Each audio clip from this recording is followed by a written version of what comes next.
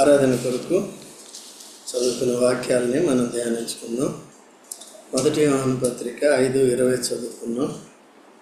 మనము సత్యవంతుడైన వానిని ఎరగవలనని దేవుని కుమారుడు వచ్చి మనకు వివేకము. సత్యవంతుడైన దేవుడు ఒక్కడే, ఆయన సత్యవంతుడు. అయితే లోకంలో దేవుళ్ళు అనబడిన వారు అనేక మంది ఉన్నారు, దేవతలు అనబడిన వారు అనేక మంది ఉన్నారు, అనేకమైన మతాలు ఉన్నాయి. ఏ మతమైనా ఆ దేవుని దగ్గరికి నడిపిస్తుందని ఏవో చెప్తూ ఉంటారు. అన్ని నదులు సముద్రంలోకి వెళ్తాయన్నట్టుగా ఈ ప్రకృతి సంబంధమైన జ్ఞానాన్ని ఈ దేవుని విషయంలో, దేవుని గురించిన సత్య విషయంలో అనేకులు వాడుతూ ఉంటారు. సో అదంతా కూడా ఆత్మీయ గుడ్డితనానికి, ఆత్మీయ భ్రష్టత్వానికి గుర్తుగా ఉంది. అయితే మనల్ని దేవుడు అట్లా ఉంచలేదు, కానీ సత్య గ్రంథాన్ని మనకిచ్చి దీంట్లో అన్ని సంగతులు కూడా మనకి రాసి పెట్టారు. వాటిని మనం ఎరగాలి, చదువుకోవాలి, వినాలి, గ్రహించాలి. ఆ ప్రకారము విశ్వాసం కలిగి దేవుని ఆరాధించాలి. సో దేవుని యొక్క యేసు ప్రభు యొక్క అడుగుజాడల్లో మనం నడుచుకోవాలి. ఇక్కడ ఆ సత్యవంతుడైన దేవుడు ఎవరో తెలియాలంటే ఎవరు వచ్చారంటే దేవుని కుమారుడైన యేసుక్రీస్తు ప్రభు వచ్చాడు కదా, వచ్చి వివేకం అనుగ్రహించి ఉన్నాడు. మనము దేవుని కుమారుడైన యేసుక్రీస్తు నందున్న వారమై సత్యవంతుని యందు ఉన్నాం. సత్యవంతుడైన దేవునిలో ఉండాలంటే ఏం చేయాలి చెప్పండి చూద్దాం. ఏం డేవిడ్ మౌనంగా ఉన్నాం? సత్యవంతుని యందు ఉండాలంటే ఏం చేయాలి? ఆయన కుమారుడు. దీంట్లో ఉన్నదే చెప్పండి, ఎక్కడెక్కడికి వెళ్ళిపోతాం, అదే ప్రాబ్లం. ఆయన సత్యవంతుడైన దేవుని యందు ఉండాలంటే ఏం చేయాలి? ఆయన కుమారుడు యందు ఉండాలి. కుమారుడు యందు ఉండాలంటే ఏం చేయాలి? ప్రభువైన యేసుక్రీస్తునందు విశ్వాసం. ఏమని విశ్వాసం ఉంచాలి? క్రీస్తు నా పాపముల కొరకు మృతి పొందెను, సమాధి చేయబడెను, 7వ రోజున 3వ రోజున తిరిగి లేచాడని నమ్మాలి. నమ్మితే పాపాలు ఒప్పుకుంటే క్షమాపణ వస్తుంది. తర్వాత పరిశుద్ధులం అవుతాం, నీతిమంతులం అవుతాం, పరిశుద్ధులం అవుతాం. తర్వాత నిత్య జీవం అనే వరం మనకి వస్తుంది. నిత్య జీవం అనే వరం వచ్చిన తర్వాత ఏం చేయాలి? దేవుణ్ణి ఆరాధించాలి. దేవుణ్ణి ఆరాధించాలంటే ఆ సత్యాన్ని దేవుడు ఎవరి ద్వారా ఎలా బయలుపరిచాడో, ఎవరిలోకి తీసుకొచ్చాడో, ఈ విషయాలన్నీ కూడా లేఖనాలను ఎప్పటికప్పుడు మనం చదువుకున్న ప్రకారము మన రక్షణ వివరాలన్నీ కూడా దాంట్లో ఉంటాయన్నమాట. అందుకనే సత్యవంతుడైన దేవుని ఎరగాలి అంటే ప్రభువైన యేసుక్రీస్తుని ఎరగాలి. అందుకనే యోహాను సువార్త 17:3 ఏముంది? అద్వితీయ సత్యదేవుడైన నిన్నును. అద్వితీయ సత్యదేవుడిని ఎరగాలంటే ఎవరిని ఎరగాలి? క్రీస్తు. ఎందుకంటే ఆ అదృశ్య దేవుణ్ణి బయలుపరచడానికి దృశ్యమైన దేవుడు యేసు ప్రభు వచ్చాడు. అదృశ్యుడైన దేవుని బయలుపరచడానికి దృశ్యుడైన దేవుడు వచ్చాడు. ఇమ్మానుయేల్ అంటే అర్థం ఏంటి? గాడ్ విత్ us, దేవుడు మనతో. అయితే యేసు ప్రభు ఎవరు? దృశ్యమైన దేవుడు. తండ్రి అయిన దేవుడు ఎవరు? అదృశ్యమైన దేవుడు. సమీపింపురాని తేజస్సులో వసించున్నాడు, అమరత్వం కలిగిన వాడు. అమరత్వం చదవండి. 1 తిమోతి 6వ అధ్యాయము 17వ వచనం చదవండి. సమీపింపరాని తేజస్సులో ఆయన మాత్రమే వసించుచు అమరత్వము గలవాడై ఉన్నాడు. ఆ దేవుడు ఎవరండి? అమరత్వం గలవాడై ఉన్నాడు. ఆ తండ్రి అయిన దేవుని బయలుపరచడానికి కుమారుడైన యేసుక్రీస్తు ప్రభు శరీరధారిగా వచ్చాడు. శరీరధారిగా ఇప్పుడు యేసుక్రీస్తు ప్రభు మర్త్యమైన వాడా, అమరత్వం కలిగిన వాడా? కలిగినవాడు కదా. చూడండి, 1 తిమోతి 2వ అధ్యాయము 17వ వచనం చదవండి. 17 లేదమ్మా, 1 తిమోతి 1వ అధ్యాయము 1 తిమోతి సకల యుగములలో రాజయ్యుండి అక్షయుడును అదృశ్యుడునైన అద్వితీయ దేవునికి ఆమేన్. కదా. ఈ దేవుడు ఎటువంటి వాడంట? సకల యుగములలో రాజయ్యండి, అక్షయుడు, అదృశ్యుడు. ఇవన్నీ ఎరగాలి. దేవుణ్ణి ఆరాధన చేయాలంటే, సత్యముతో ఆరాధించాలంటే యేసుక్రీస్తు ప్రభుని ఎరిగిన వారమే వాక్య సత్యముతో మనం ఏం చేయాలి? ఆరాధించేది నేర్చుకోవాలి. ఓకే, అది కాబట్టి ఆ దేవుడు ఎటువంటి వారో ఎలా తెలుసు మనకి? ఇప్పుడు ఆయన అదృశ్యుడని, అక్షయుడని మనకు ఎలా తెలుస్తుంది? దేవుని వాక్యం ద్వారానే. దేవుని వాక్యం నేర్చుకోకపోతే ఆ దేవుడు ఎటువంటి వాడో మనకు ఎలా తెలుస్తుంది? దేవుని వాక్యాన్ని ఎలాగా వినాలి, నేర్చుకోవాలి, చదువుకోవాలి, నేర్చుకోవాలి. మరి చదువు రాని వాడికి ఎట్లా? వాళ్ళు వినాలి. చదువు వచ్చిన వాడికి ఎట్లా? చదవాలి, వినాలి కూడా. చదువు వచ్చినంత మాత్రాన్ని నీ చదువు అభ్యుతుందా? అంత తొందరగా అబ్బదు. కాబట్టి ఏం చేయాలి? మనం అందరూ కూడా దీనులు కావాలి. యేసు ప్రభు పాదాల దగ్గర మనం దీనులు కావాలి. నీకు ఎంత చదువు ఉన్నా, ఐఏఎస్ ఆఫీసర్ అయినా, ఇంకో ఆఫీసర్ అయినా, కానీ దేవుడి దగ్గర మనం అంతా ఎవరు అండి? విద్యార్థులు. దేవుని దగ్గర నేర్చుకోవాలి, దేవుని వాక్యాన్ని నేర్చుకోవాలి. ఇది ప్రత్యక్షతతో వస్తుంది, కానీ ఎవరికి నేర్చుకుంటూ వచ్చేది వస్తుంది. కంఠస్థం చేసుకుంటే దానికి ఆత్మానుభవం కూడా ఉండాలి. నేను అనుభవం కూడా ఆ ప్రకారము ఉండాలి. అప్పుడే సత్యమైన ఆరాధన మనం అర్పించగలుగుతాం అన్నమాట. అందుకనే మనకి ఇటువంటి దేవుని ఎరిగే వివేకం మనకు అనుగ్రహించడానికి ప్రభువైన యేసుక్రీస్తు లోకానికి వచ్చాడు. కనుక యేసుక్రీస్తునందు ఉన్నవారే సత్యవంతునందు ఉన్నారు. కాబట్టి తర్వాత ఇంకొక మాట ఏముందంటే, ఆయనే నిజమైన దేవుడును నిత్య జీవమునై ఉన్నాడు. ఆయనే అంటే ఎవరండి? యేసు ప్రభువే. కాబట్టి ఆ విధంగా క్రీస్తు ద్వారా సత్యదేవుడు, అద్వితీయ సత్యదేవుడిని దేవుడు మనం బయలుపరిచాడు. తండ్రి అయిన దేవుడు అద్వితీయ కుమారుడైన యేసుక్రీస్తు ప్రభుని మనకు బయలుపరిచాడు. తద్వారా దేవుడు ఎవరో మనం ఎరిగి ఉన్నాం, మనం ఎరిగి ఉన్నాం. మనం ఎవరో పాపులమా కాపులమా కదండి. కాబట్టి ఆ పాపం శిక్ష అంతా ఎవరు భరించారు? యేసు ప్రభు భరించాడు. కళ్ళు తెరిచాడు. విశ్వాసం ద్వారా కృప చేత మనల్ని ఏం చేశాడు? రక్షించాడు. సరే, ఇప్పుడు ఇక్కడికి వద్దాం. లూకాసు వార్త 1వ అధ్యాయము. ఘనత వహించిన థియోఫిలా అంటే సంఘానికి గుర్తుగా ఉంటుంది. తర్వాత ఆరంభము నుండి కనులారా చూచి వాక్య సేవకులైన వారు మనకు అప్పగించిన ప్రకారము మన మధ్యను నెరవేరిన కార్యములను గూర్చి వివరముగా వ్రాయుటకు అనేకులు పూనుకున్నారు గనుక నీకు ఉపదేశింపబడిన సంగతులు నిశ్చయముగా జరిగినవని నీవు తెలుసుకొనుటకు వాటినన్నిటిని మొదటి నుండి తరచి పరిష్కారముగా తెలుసుకొని ఉన్న నేనును నీ పేరట వాటిని గూర్చి వరుసగా రచించుట యుక్తమని. ఇక్కడ ఈ యొక్క రచయకర్త లూకా తను తాను కనపరుచుకోవట్లేదు. నాకే సమస్తము తెలుసని చెప్పట్లేదు కదా. ఎవరిని మొట్టమొదటిగా సంబోధిస్తున్నాడు?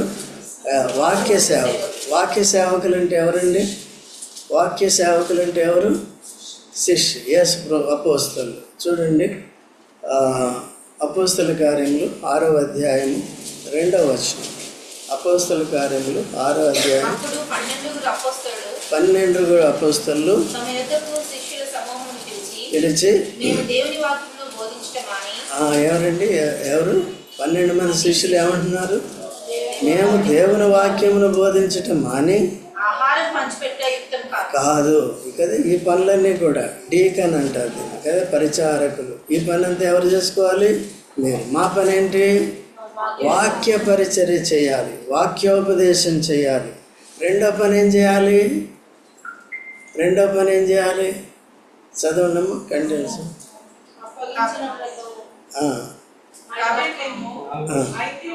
4వ వచనం చదవండి. ప్రార్థన యందును వాక్య పరిచర్య యందును. ఇప్పుడు వాక్య పరిచర్య ఒకటి సరిపోతుందా? ఇంకేం చేయాలి? ప్రార్థన. సేవకులైన వారు ఏం చేయాలి? వాక్య పరిచర్య ప్రత్యక్షతతో చేయాలి కదా. మీకు క్షేమం కలిగి చేయాలి, దేవునికి మహిమ కలిగి చేయాలి. తర్వాత వారు ప్రార్థన కూడా చేయాలి. అయితే ప్రార్థన అందరూ చేస్తారు, అది దైవ చిత్తానుసారమైన ప్రార్థన చేయాలి. సో దేవుడు వినేటట్టుగా ప్రార్థన చేయాలి, జవాబు వచ్చేటట్టుగా ప్రార్థన చేయాలి.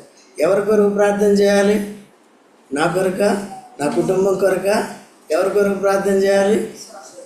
మీ అందరి కొరకు ప్రార్థన చేయాలి, విశ్వాసం. తర్వాత లోకంలో నశించిపోతున్న ఆత్మలందరి కొరకు ప్రార్థన చేయాలి. ఇప్పుడు మనం ఏదైనా ప్రార్థన చేస్తున్నామంటే దానికి ఏం రావాలి? అందుకని మీకు సంఘంలో కాన్ఫిడెన్స్ వస్తుందా? మీకు సంఘంలో ఏంటి అందరూ ఆమె చెప్తున్నారా దానికి? కాబట్టి అట్లా ఉండాలి. ఏముండాలండి అంటే ఇక్కడ ఎవరు గొప్ప అని చెప్పుకోవటానికి వెళ్ళలేదు. మన సహవాసం కానీ, మన వాక్య పరిచర్య కానీ, మన ప్రార్థన కానీ వాక్యాన్ని పోలి ఉండాలి. ఎవరి పరిచర్య ఏంటో వారు తెలుసుకుని ఆ పరిచర్య చేయాలి. మేము అందుకనే మీ అందరినీ కూడా ఎవరికి దేవుడు ఏ సామర్థ్యం ఇచ్చాడో దాన్ని బట్టి పరిచర్యలో కూడా వాడుకోవటం జరుగుతుంది కదా. అట్లా తర్వాత కొంతమంది పరిచర్య చేయటానికి ఇష్టపడరు కనుక ఏదో వస్తాం వెళ్తాం అన్నట్టుగా ఉంటారు. అలా కాకుండా క్రమక్రమంగా శరీరంలో ఉన్న ప్రతి అవయవానికి ఏదో ఒక పని ఉంటుంది కనుక కొన్ని అవయవాలు శరీరంలో నేను పని చేయనంటే మన పని ఏమవుతుంది కదా. చేతులు అంటాయి, ఈ వేళ్ళు చెయ్యి అంటుంది, నేను కొంచెంసేపు రెస్ట్ తీసుకుంటాను 3 రోజులు, పైకి లేని ఇట్లాగే ఉంటా అంటే దేంతో తింటావు? బాత్రూమ్కి వెళ్తే నేను పని చేయను ఇక్కడ అంటే ఇది ఏం చేస్తావు? కొంతమంది అలాగే చేస్తున్నారు సంఘం కదండి, అలాగే ఉండటానికి వీలు. సో కొంతమంది నేనే చేస్తాను ఇంకెవరు చేయొద్దు అట్లా ఉండకూడదు. సంఘం అంతా ఎలా ఉండాలండి? ఒక శరీరం లాగా ఉండాలి. ఓకే, శ్రీనివాస్ మొక్కం కడుకున్నాను రైట్. కాబట్టి ఏం చేస్తున్నారు? శరీరం లాగా ఉండాలి, అలాగే పనిచేయాలి. అందుకని ఇక్కడ ప్రతి వాక్య పరిచర్య అయినప్పటికీ కూడా దేవుని మాటలు ఏముంది? ప్రభావం ఉంది. ఆ ప్రభావం ఏం చేయాలి? మనలో పనిచేయాలి. నీవు దాన్ని అంగీకరించకపోతే ఏమవుతుంది? ఇప్పుడు చూడండి, దేవుడు భూమి ఆకాశమును సృజించినప్పుడు సరే చీకటిని నీళ్ళని అంతా వేరు చేసిన తర్వాత ఆరే నేల వచ్చిన తర్వాత ఏమొచ్చినాయండి? ప్రతి తన జాతి ప్రకారము ప్రతి మొక్కను మొలిపించను గాక, ప్రతి జాతి మొక్క మొలిపించను గాక అంటే మొలిసింది. ఎట్లా మొలిసింది అమ్మా? భూమి అంగీకరించింది కాబట్టి. భూమి నేను మొలవనంటే కదండి. మనం ఏం చేస్తున్నాం? మనం చాలా దేవుని మాటను అంగీకరించట్లేదు. అందుకనే మనకు ఫలభరితమైన జీవితం లేదు. ఎప్పుడైతే మనం ఆత్మీయంగా ఫలించమో, వాక్యం మన జీవితాల్లో ఫలించదో దేవునికి మహిమ కలగదు. ఎప్పుడైతే దేవునికి మహిమ కలగదో మనకి క్షేమం కలగదు. సాతానుడు వారు వీక్ పీపుల్. సాతానుడు వారితో ఆడుకుంటూ ఉంటాడు. లోపల బయట ప్రతి చోట కూడా ఆడుకుంటూ ఉంటాడు. లోపల కూడా ఆడుకుంటూ ఉంటాడు. ఎట్లా? సాతానుడు వచ్చి నిద్రపోతూ ఉంటాడు. నిర్లక్ష్యంగా వింటే ఏం చేస్తారు? నిర్లక్ష్యంగా వాక్యాన్ని వింటే ఏమవుతుంది? ఆకాశ పక్షులు వచ్చి ఎత్తుకుపోతారు. రోడ్డు పక్కనే త్రోవ పక్కన పడే విత్తనాలంటే నిర్లక్ష్యం. విత్తేవాడిది నిర్లక్ష్యం. రోడ్డు పక్కన విత్తాడంటే ఎవరిది తప్పు? విత్తేవాడితో. వినేవాడిది కూడా తప్పే. విత్తేవాడిది వినేవాడిది ఇద్దరికి కూడా ఉండకూడదు. అందుకని మిమ్మల్ని అందరినీ అబ్జర్వ్ చేసింది.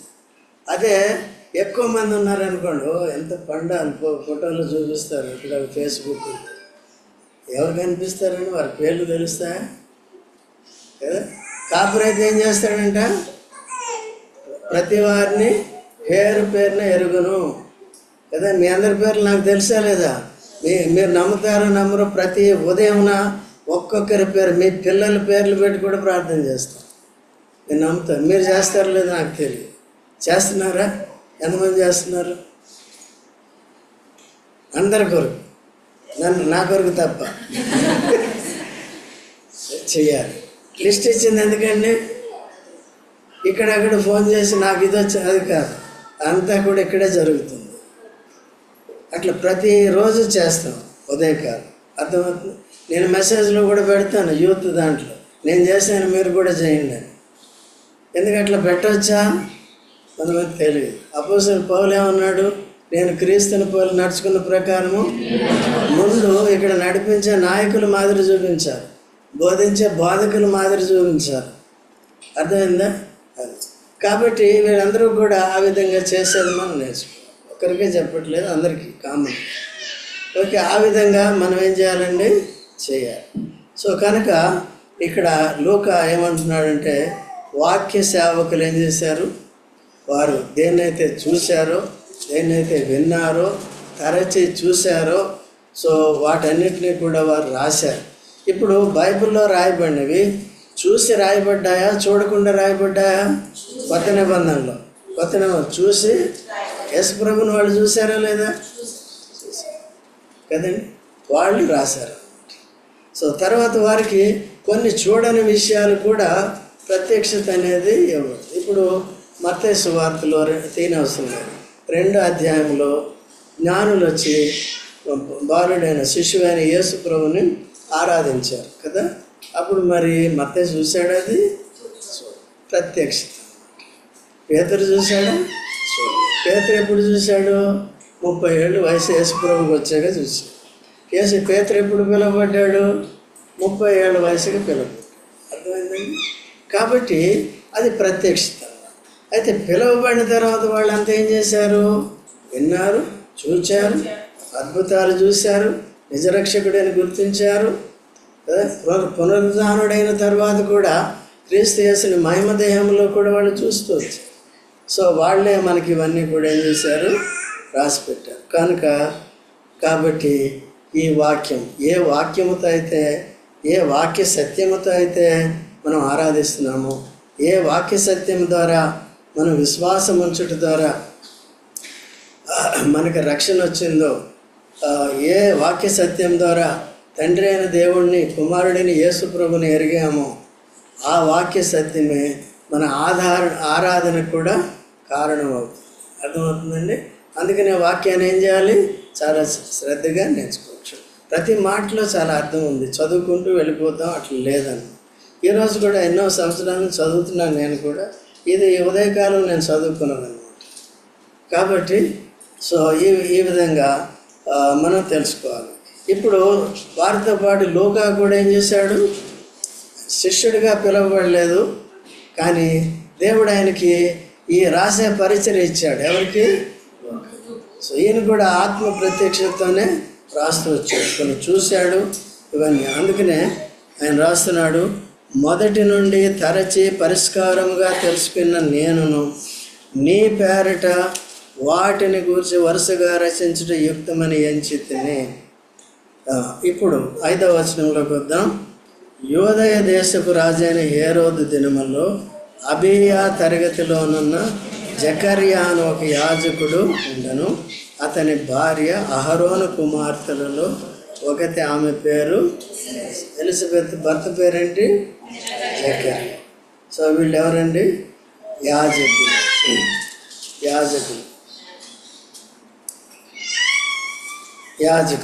కాబట్టి యాజకులు.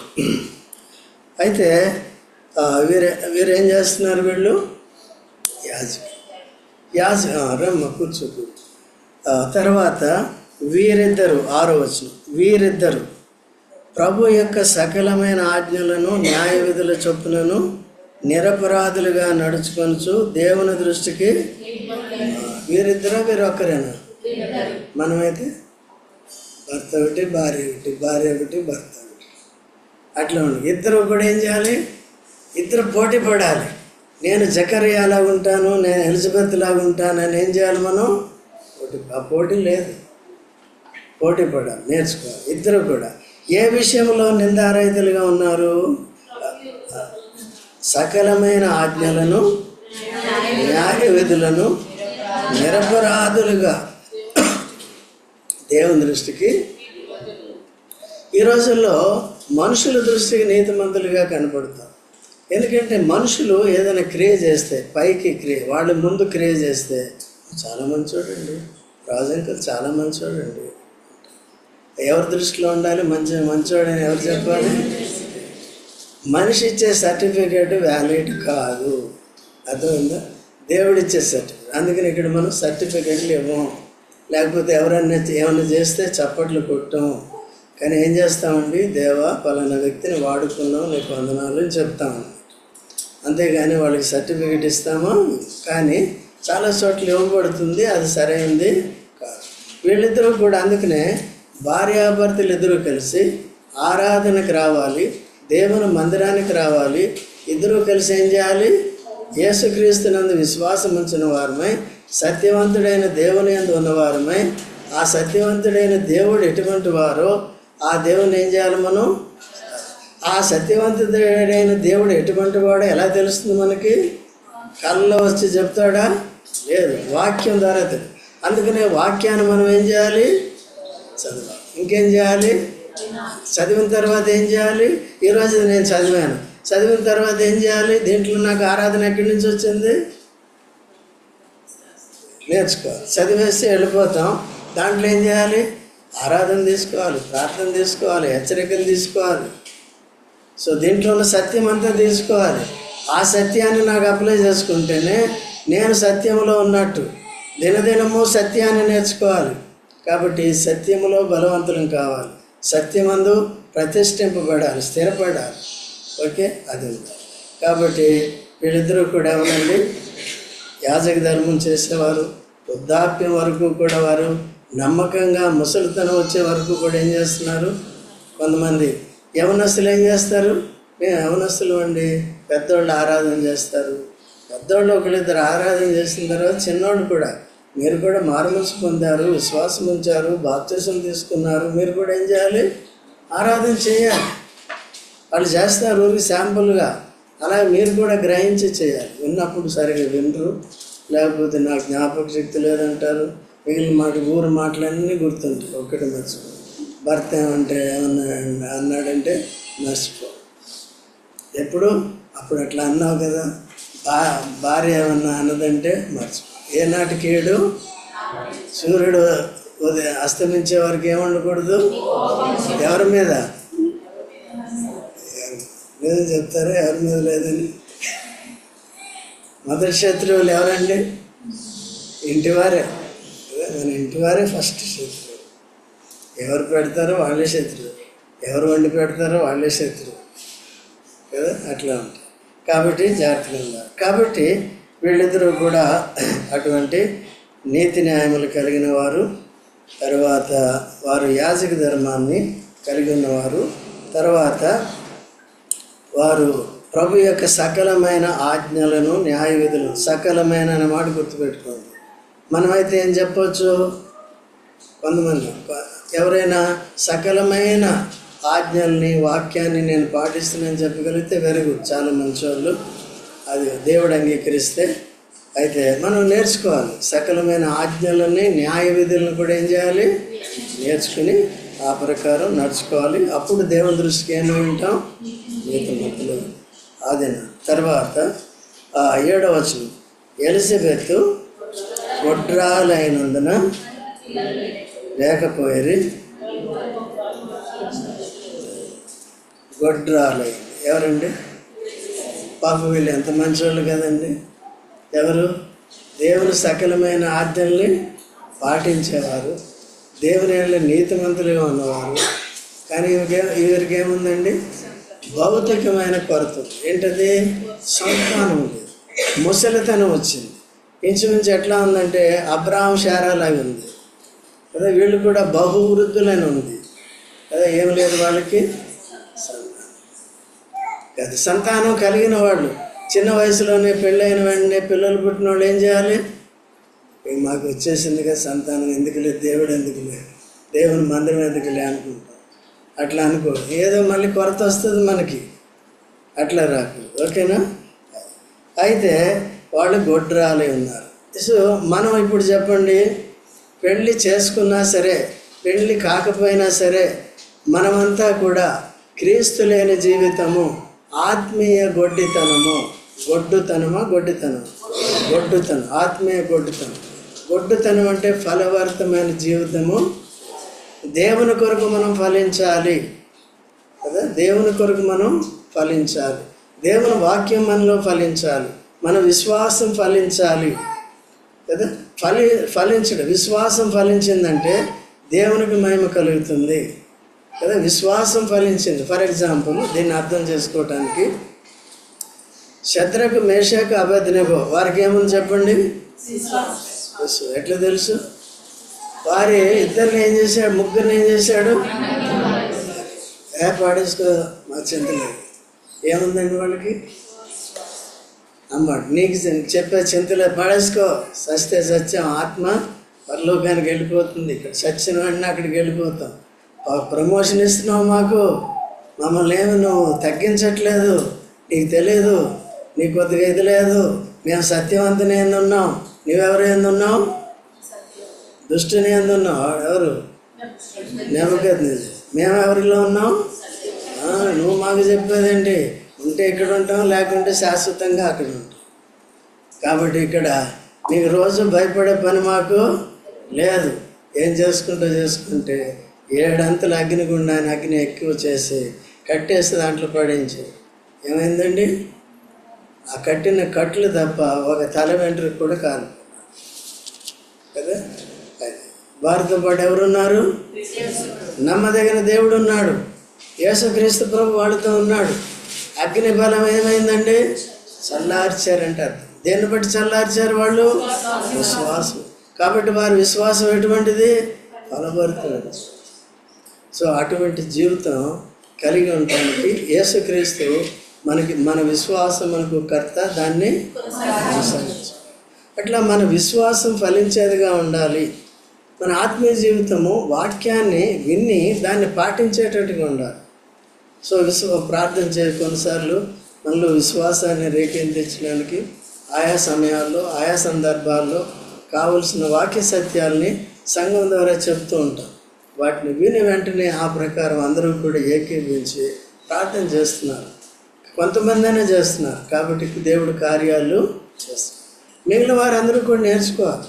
లేకపోతే ఎలిజబెత్ లాగా, ఎలిజబెత్ ముసలితనంలో వరకు కూడా గొడ్డితనంగా ఉంది, నువ్వు కూడా అట్లాగే గొడ్డితనంగా ఉండి లోకాన్ని వదిలేస్తే ఏం లాభం? ఆత్మీయ ఫలభరితమైన జీవితాన్ని దేవుడు మనకి ఇవ్వటానికి, యేసుక్రీస్తు ప్రభు మనలో విశ్వాసాన్ని కలిగి చేయటానికి కదా, ఈ వాక్యపు సత్యాలన్నీ కూడా మనకి తెలియచేయటానికి, ఆ సత్యాన్ని అనుసరించి మనం జీవించడానికి దేవుడు వచ్చాడు. దేవుని యొక్క ఆజ్ఞలు గైకొన్నట్టుగా. ఎందుకంటే టైంను బట్టి టైం చూసి చెప్తాం, టైం అయిపోయింది ఇప్పటికే. దీన్ని చూసుకుంటే ఇక్కడికి వెళ్ళిపోతే అపోస్తలుడు పౌలులాగా రాత్రి అంతా చెప్పవచ్చు. అట్లా కాదు, టైం చూసి కనెక్షన్స్ కూడా కరెక్ట్గా ఇచ్చుకోవాలి. అంతవరకు ఇచ్చి మనం బాధ చేసుకోవాలి. వాక్య పరిచారకులై ఉండాలి. ఓకే, అది కాబట్టి మనం ఏ గొడ్డితనంలో మనల్ని విడిపించాడు? భూమి ఏం చేసిందండి? ప్రతి మొక్క మొలసిన కాకంటే ఇప్పుడు మనం దేవుని వాక్యం విన్న వెంటనే దేవుని వాక్యం మనలో మనిషి ఫలిస్తుందా? ఫలిస్తుంది. కాబట్టి ఫలిస్తుంది కదా. అన్నిటికీ విధేయత చూపిస్తున్నాం. విధేయత చూపించడమే ఫలించడం. ఓకే, తర్వాత ఈ విధంగా జకర్యా చేశాడండి. తర్వాత టైం అయిపోయింది. తర్వాత ఇప్పుడు చూడండి 8వ వచనం త్వరగా చదవండి. ఎవరు చేస్తున్నారండి యాజక ధర్మం? ఎందుకు? ఎలిజబెత్ ఏమైంది? యాజక ధర్మం లోపలికి వెళ్ళి అతి పరిశుద్ధ స్థలంలోకి వెళ్ళి చేయవలసింది ఎవరండి? పురుషుడు, ప్రధాన యాజకుడు. మిగిలిన వాళ్ళంతా ఎక్కడ ఉన్నారండి? చదవండి, మీరు తర్వాత చదవమ్మా.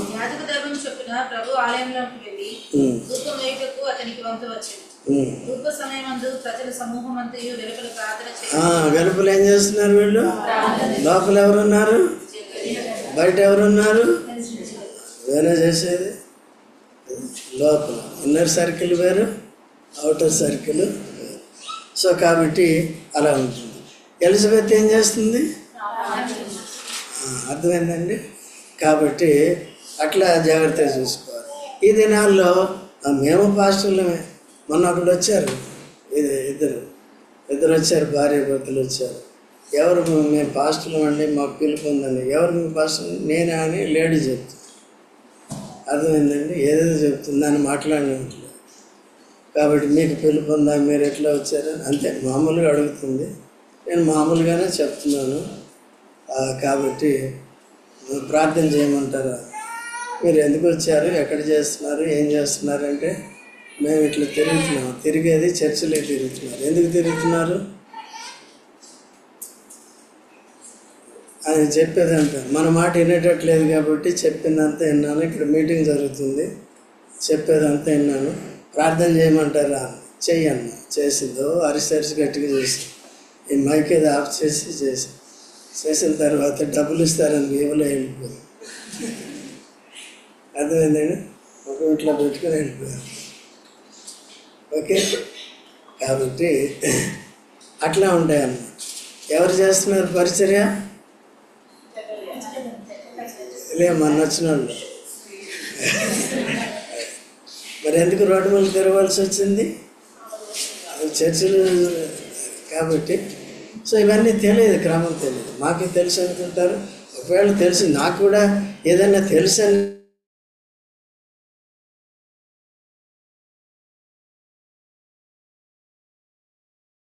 ఈ సంఘాల్లో బోధకులు కూడా అట్లా నాకంతా వచ్చేసింది, నేను బోధ చేస్తున్నాను అనుకో, అట్లా లేదు మన దగ్గర. అందుకని అట్లా నేర్పించట్లేదు. ప్రతి వాళ్ళు కూడా నువ్వు బోధ చేసినా మనం ఎవరమండి?